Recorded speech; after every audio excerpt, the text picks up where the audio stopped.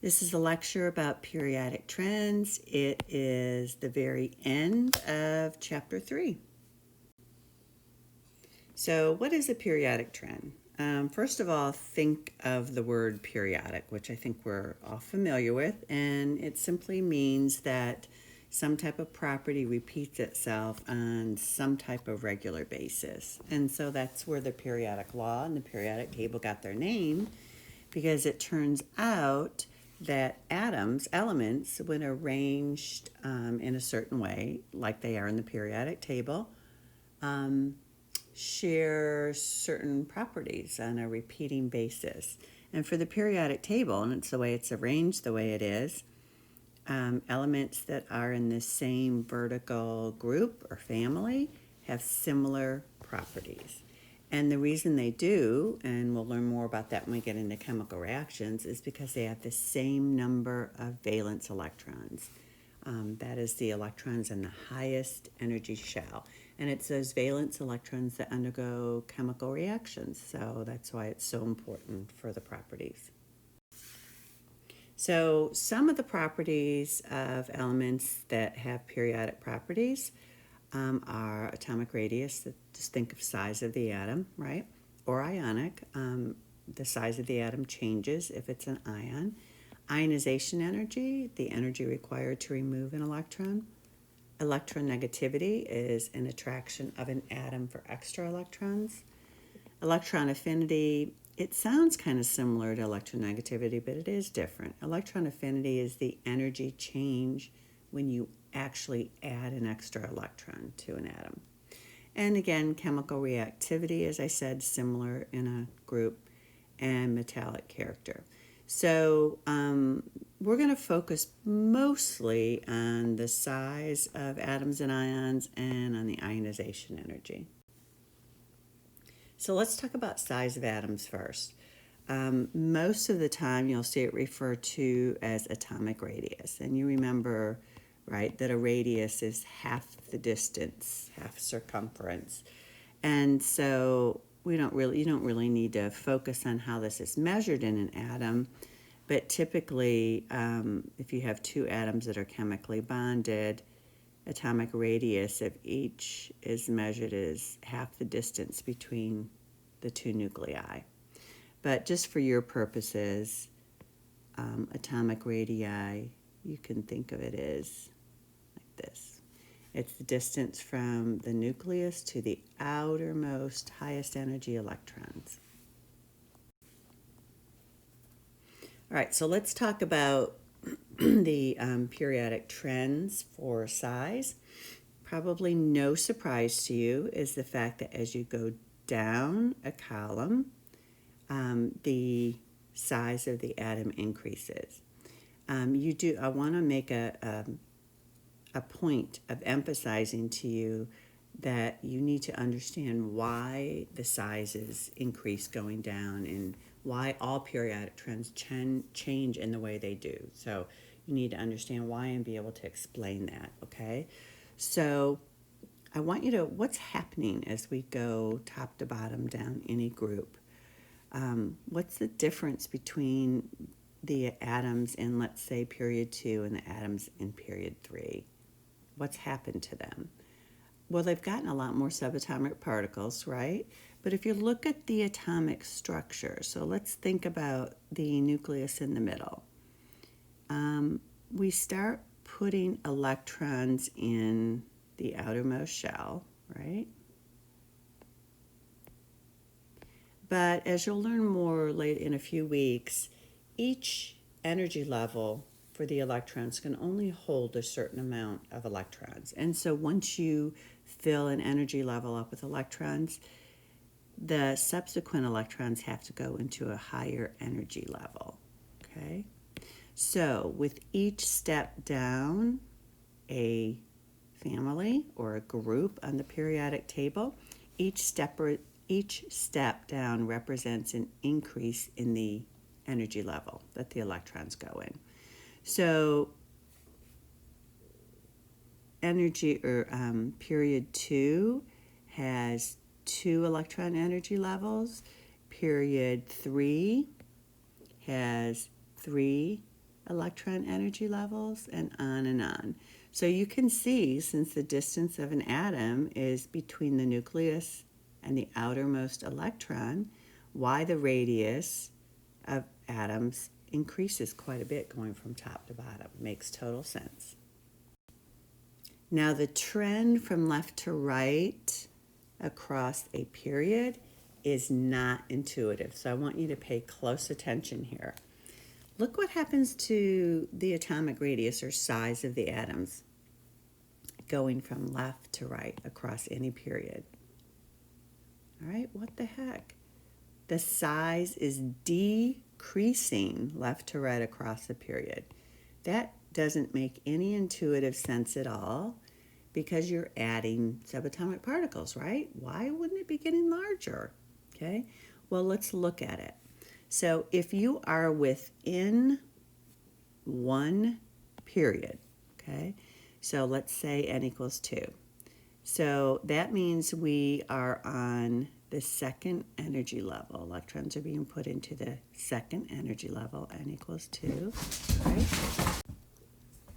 All right, think about it. But as long as you're still in period 2, each subsequent electron is going into the same energy level. All right, so going left to right across the period is not adding electron energy levels. So it's not getting larger in that way, that we are going down a group. So what's making the atom get smaller though? All right, so this is what's happening. Not only are you adding electrons, one electron at a time going left to right across the period, you're also adding protons and neutrons, right? The neutrons don't really affect the size, but let's think about the protons that are being added. Protons are in the nucleus, right? And every time you add another proton, the positive charge in the nucleus gets higher and higher and higher. Okay, so what effect does the increasing positive charge in the nucleus have on the electrons? It increases the attraction between the electrons and the protons in the nucleus. What happens when you're strongly attracted to something? You are pulled in toward it, right? And so because of the increasing protons in the nucleus, the electrons pull in closer, okay, and thereby making the overall size of the atom smaller, okay? So let me summarize for you. The size of the atom, atomic radius, decreases going left to right across the period because as we add protons, the attraction between protons and electrons increases, shrinking or drawing the atom in smaller. Now, that's important to be able to understand. It's a little trickier than up and down. You need to know the language, the vocabulary here. The attraction that electrons feel for the nucleus is called effective nuclear charge. Okay? The attraction that electrons feel for the nucleus is called effective nuclear charge, and it is abbreviated ZEF. We just call it ZEF. Okay, so we'll be talking about ZEF quite a bit. It's important to understand. All right, a little bit more. You're not going to be using any calculations with Coulomb's formula, but I just want to put it out for a minute. You've probably heard about it if you've taken physics, okay? So Coulomb's law quantitates the level of attraction between charged particles, okay? So electrons is a charged particle, protons a charged particle. So Coulomb's law, I took away all the proportionality factors and stuff, but says that the energy of attraction between two charged particles, this sign is proportional to, okay, the charge on each of the two particles that we're talking about and the distance between them, okay? So really what I want you to be able to see is what's going to affect the power of ZEF, effective nuclear charge. It's going to depend on Coulomb's law. So the larger the charge, so Q is the charge, so the larger the charge, okay, the higher the ZEF is, effective nuclear charge, okay? So if you have particles with, or like protons, you have 2 protons in the nucleus versus 3 versus 4, the attraction with electrons is going to increase. Now, the energy of attraction is inversely proportional to the distance between the 2 particles. Makes sense, right? So here you have the nucleus. If you have an electron in energy level 1, it's going to feel a stronger attraction than an electron, let's say, in energy level 3. Okay, so the farther apart charged particles get, the smaller the attraction. So here's just a visual. And I just realized, because this is not on my computer, the dynamic part of it's not going to work, unfortunately. So if you compare sodium and magnesium, you might think that they have identical sizes. It turns out that magnesium, and again, this is a dynamic slide that's not going to work now, but magnesium is actually smaller. And that is because magnesium has 12 protons. Okay, it's atomic number 12. Sodium only has 11 protons. So the electrons on the outermost energy level, which are the electrons that determine the size of an atom, feel a stronger attraction in magnesium, and therefore the whole structure of magnesium is going to draw in smaller because of that attraction. All right. And again, it's easier to understand the difference in size going down a group because you've added an energy level. But I just wanted you to see that visually. So comparing lithium, which is in period 2, versus sodium, which is in period 3. Okay, period 2 has 2 energy levels. Period 3 has 3 energy levels.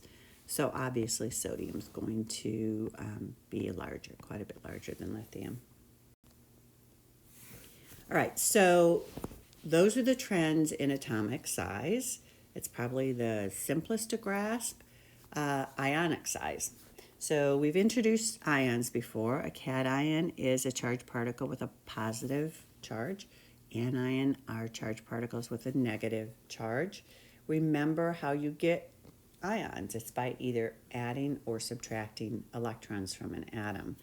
So a cation, in order to get a positive charge, means that you have removed electrons, right? Electrons have a negative charge. If you remove one, the atom's left with a positive charge. So if you've removed an electron, you might think, okay, it's going to get smaller. I'm removing something. Yeah, that's actually true, okay? So cations are smaller than the neutral atom they come from. Anions, again, you add an electron, you think it get bigger, which is true, okay? But the reason that it gets bigger is because there is increased electron-electron repulsion. When you add an electron, you've increased the repulsion between all the electrons. And what do things do when they're repelled from something? They try to get farther away. So you can kind of think of an atom when it becomes an anion as kind of expanding to reduce the electron-electron repulsion.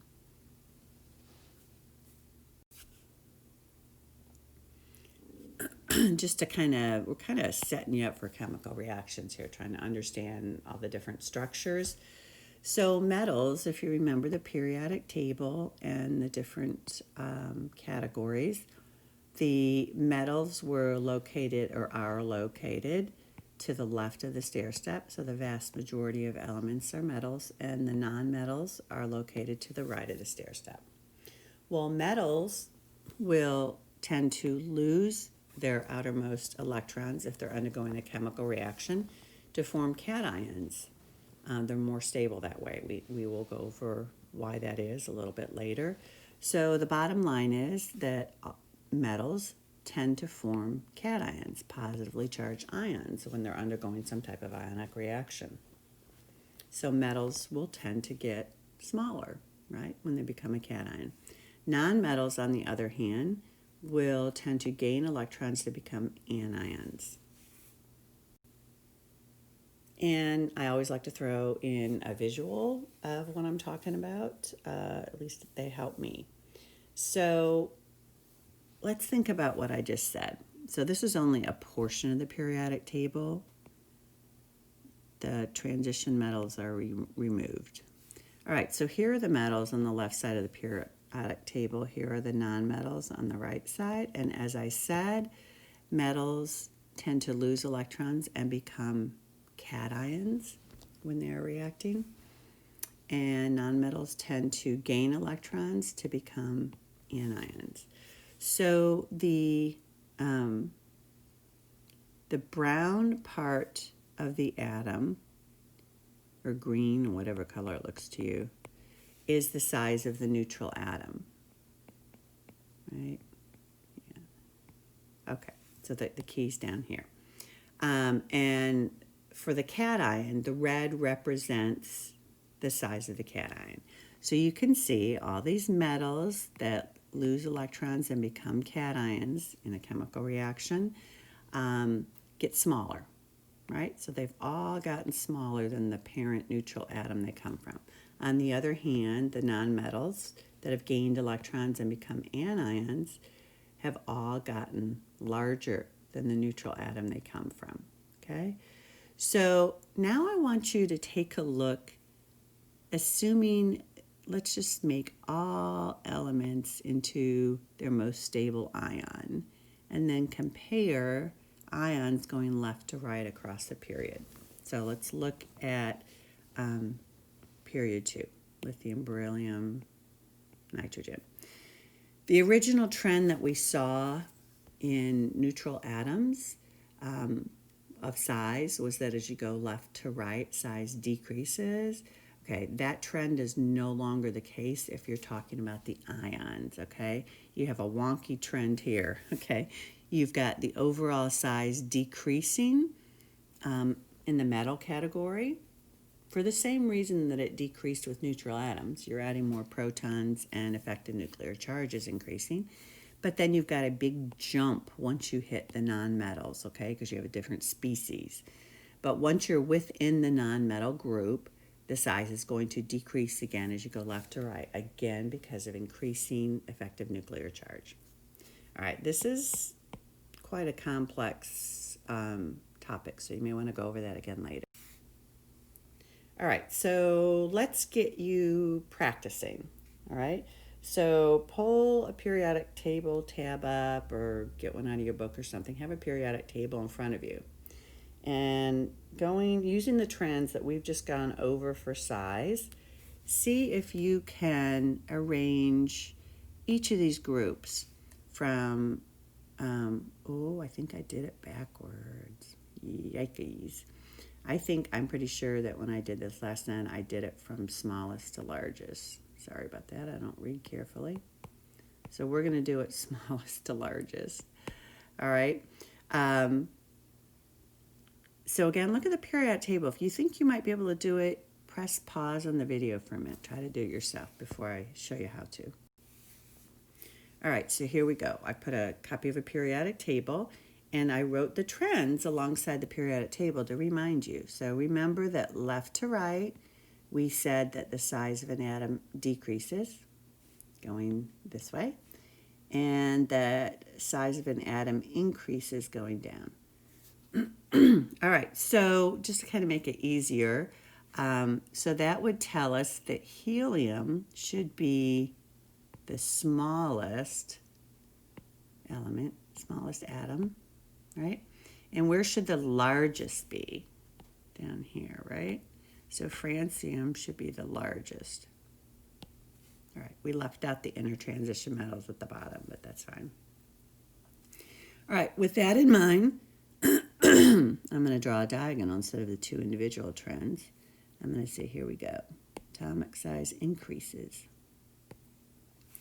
So I like to use this diagonal line when I'm answering this type of questions that says rank. So they're talking about oxygen, phosphorus, and sulfur. So I'm going to go ahead and circle that. Oxygen, phosphorus, and sulfur. So you probably know quite quickly what the smallest is, right? The smallest is going to be oxygen. It's the farthest to the right, well, at least compared to phosphorus, but it's also closest to the top. So oxygen is the smallest. And again, I didn't follow. I'm doing the opposite of what my direction said. Sorry about that. So now you have to be careful here because phosphorus and sulfur, which one is the next largest after oxygen? Which one's the very largest? Remember the trend, right? Another way to think of it is the closer you get to the lower left-hand corner, the larger the atom is. So I can see right away that phosphorus is closer to the lower left corner. So I'm going to call phosphorus the largest, which it is, and sulfur in the middle. All right? Alrighty, so that's it on size. There are practice worksheets, of course, posted in D2L, so you can start practicing in those. And now we're going to talk about the periodic trend of ionization energy. First, I want to make sure you understand what ionization energy is. It is the energy required to remove an electron from an atom. Most of the time, we're talking about what we call first ionization energy, which means the energy required to remove the outermost electron, okay, the electron in the highest energy. So I have an image here so we can visualize the trend, and then I'll explain why. So what's happening left to right across periods, okay, with ionization energy? So ionization energy is increasing left to right. What does that mean? That means it's getting harder to remove an electron. Oh, handwriting is really poor, sorry. It's getting harder to remove an electron as we get over to the right side of a period. Okay, it requires more energy. Now, that has to do with the effective nuclear charge. Okay, so as a matter of fact, every periodic trend that we're going to talk about can be explained by effective nuclear charge, the trends going left to right across the period. Because remember, when you're going left to right, what are you doing? You're adding additional protons, okay? So you're increasing the attraction between the nucleus and the electrons. If you have a stronger attraction between the nucleus and the outer electrons, those outer electrons are going to be held more tightly, and it's going to require more energy to remove them. And that's exactly what's happening, okay? So we would expect helium to have a much higher first ionization energy than hydrogen, okay? Because it has an extra proton. The electrons are being held more tightly. All right, let's look at what's happening to ionization energy going from top to bottom down a group, okay? That ionization energy is decreasing, okay, going from top to bottom down a group. Now let's think about, again, the periodic trends that we're talking about can be explained left to right by Zeph and can be explained top to bottom by the number of energy levels.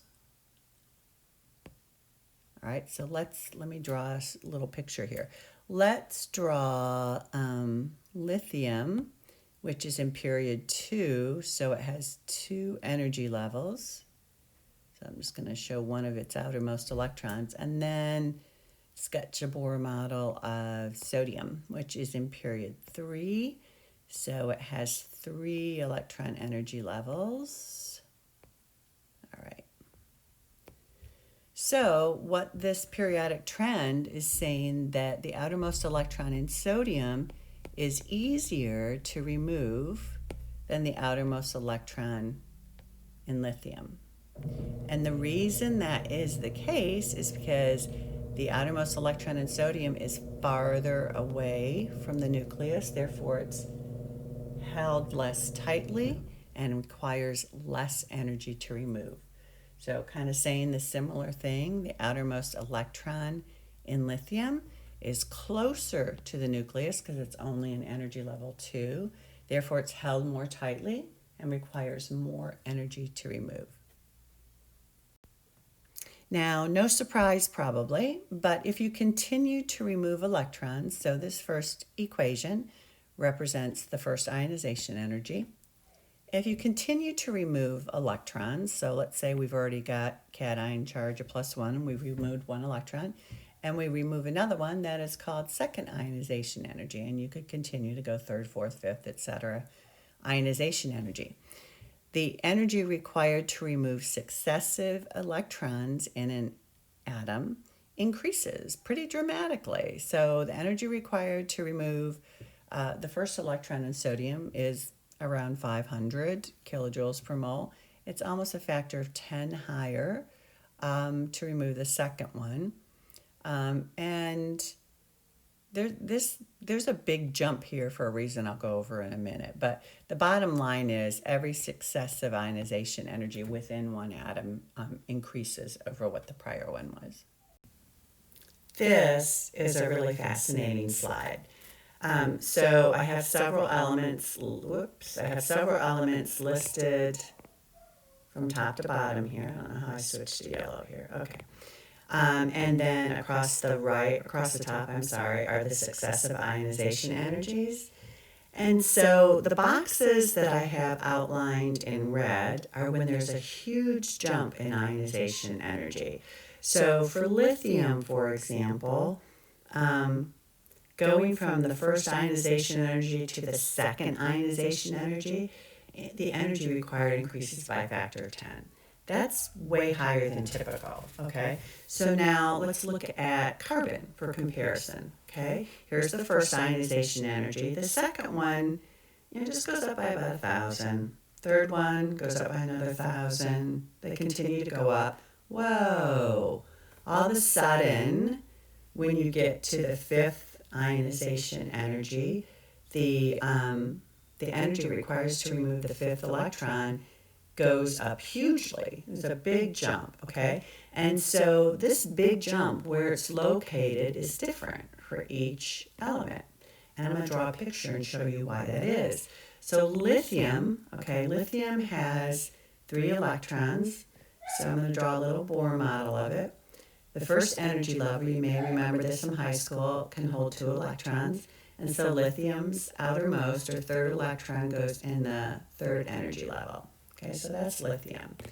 So when I remove the first electron, it's this one, and it's the only electron in that n equals 2 second energy level.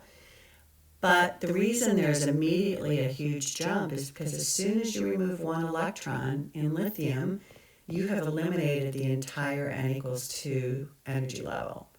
And so now underneath, for n equals 1, you have a full n equals 1 energy level. And again, you may remember from high school chemistry, there's something very, very stable about an energy level that's completely full with electrons. So once you remove that outermost electron lithium, it is like, no way, you're not taking these. This is a full energy level, very, very stable. So because of that stability, it requires a whole lot more energy to break into that full shell. Now, for comparison and to better understand, I'm going to draw the Bohr model of carbon. Let's look at that. So here's carbon has its atomic number 6. So in the neutral form, it has 6 electrons. As all other atoms, 2 electrons in the n equals 1 level. And then since it has a total of 6 electrons, it has 4 more electrons in the second energy level. All right, so now let's start removing electrons from carbon. The first one from the n equals 2, I haven't shut that energy level down yet. There are 3 more electrons. So ionization energy 2, ionization energy 3, ionization energy 4. So 1, 2. No big surprises. They each increase a little bit at a time. Now, when I try to remove the 5th electron from carbon, there's a huge jump. Why is that? That's because once I've removed 4 electrons, this n equals 2 energy level is gone. And now you're in the situation again where the energy shell underneath, in this case n equals 1, is a full energy level, very stable. And so that 5th electron, in the case of carbon, is going to be very, resistant to being removed. All right, so we are getting close to being finished here. So pay attention to my own directions here. Argon, you need your periodic table again, magnesium and phosphorus. Arrange those in increasing. So increasing means smallest to largest, right? I have so many students and that just kind of did what I did on the last example and don't pay close attention to whether I said increasing or decreasing. They just arrange them in order, so be real careful.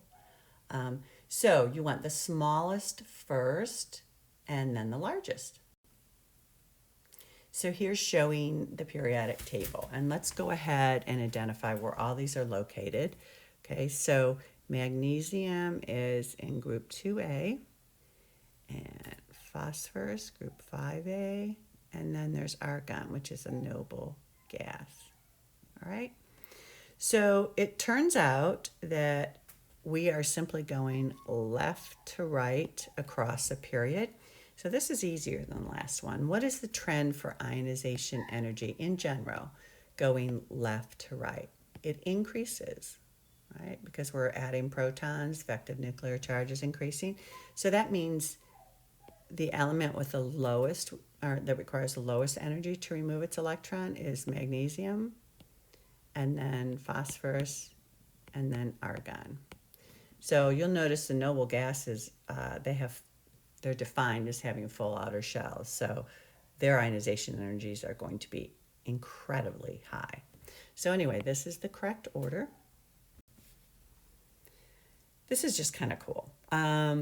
This supports, so I don't know if you remember the beginning of chapter 3, we talked about the photo electron effect, and that's just energy required to eject an electron from a sample of metal. So that's really your ionizing. Anytime you remove an electron by any means, you are ionizing it, okay? And so that the photoelectron spectrum shows that, okay? It shows the energy required to eject an electron. And these are metals. They're easier to eject metals electrons. That's why they use them. And so it requires much less energy to remove the electrons out of the n equals 3 or third energy level than it requires energy to remove from the second energy level, and that requires the most energy of all to remove from n equals 1, closest to the nucleus. Those electrons are held most tightly. You got to be careful with the photoelectron spectrum because the energy increases going to the left, and we're used to it the other way. Alrighty, the last trend we're just going to mention briefly and not really focus a lot on it is electron affinity. So remember that ionization energy is the change in energy involved in removing an electron, right? Well, electron affinity is the change in energy involved in adding an electron to a neutral atom. Okay, so interestingly enough, most of the time when you add an electron to a neutral atom, energy is given off, okay, which means it's kind of an exothermic process, a energetically favorable process, add an electron to a lot of these. Not all of them. Obviously, the noble gases don't want to be messed with. So you can see there's our positive energy, which it costs energy to add one. But, and there aren't as clear of trends with electron affinity as with atomic radius and ionization energy. But the most clear trend we can get out of there is that generally going down a family, a group, in general, the electron affinity increases. So you got to be careful because they're negative values. So when I say increases, becomes less negative. So it's becoming larger by becoming less negative. That is not true in every single group, but it's true in quite a few of the groups. So what that's telling you, and what I want your takeaway to be here, is that as you move from top to bottom, down a group or family in the periodic table, it is less favorable to add an electron. Less favorable to add an electron. So remember that I said if energy is given off with any process, that means it's a favorable process. Okay, everything in our world likes to get to a lower energy level. And anything that does that is energetically favorable. So, but as you get down here to the bottom of this group, it's still favorable, it's still negative value, but not as much as it was toward the top. So why would that be? Why would the larger atoms be less inclined to want an extra electron? It's simply because of how far away the electron would be from the attractive nucleus. So again, using the Bohr model, you have your nucleus, okay? As you move down a group in the periodic table, remember with each step down, you're adding an energy level. And so the electrons are getting farther and farther away from the nucleus, which is what holds them close and stabilizes the entire atom. So by the time you get to cesium, you have 7 energy levels, and the electron is so far away from the nucleus, it's not all that favorable. It's not held closely. There's not a strong attraction. And so you see electron affinity being less favorable. I want you to look at this table for just a moment and tell me what element has the most negative electron affinity. It turns out that it is fluorine. So what does that mean? That means that the most energy is released of any other element when an electron is added to fluorine. That means fluorine really wants an extra electron. That means it's very energetically favorable process adding an electron to fluorine. Okay. As it turns out, you've probably talked about electronegativity before, and the strength of attraction that elements have or the atoms have for extra electrons. But fluorine is the most electronegative element in the entire periodic table. It has a very, very strong attraction for electrons, part of the reason being that it is small, and part of the reason being that it has a lot of protons that attract the electrons for the small size it is. Alrighty, so here's a summary of the periodic trends we talked about. We didn't really talk about metallic and non-metallic. They're just thrown in there.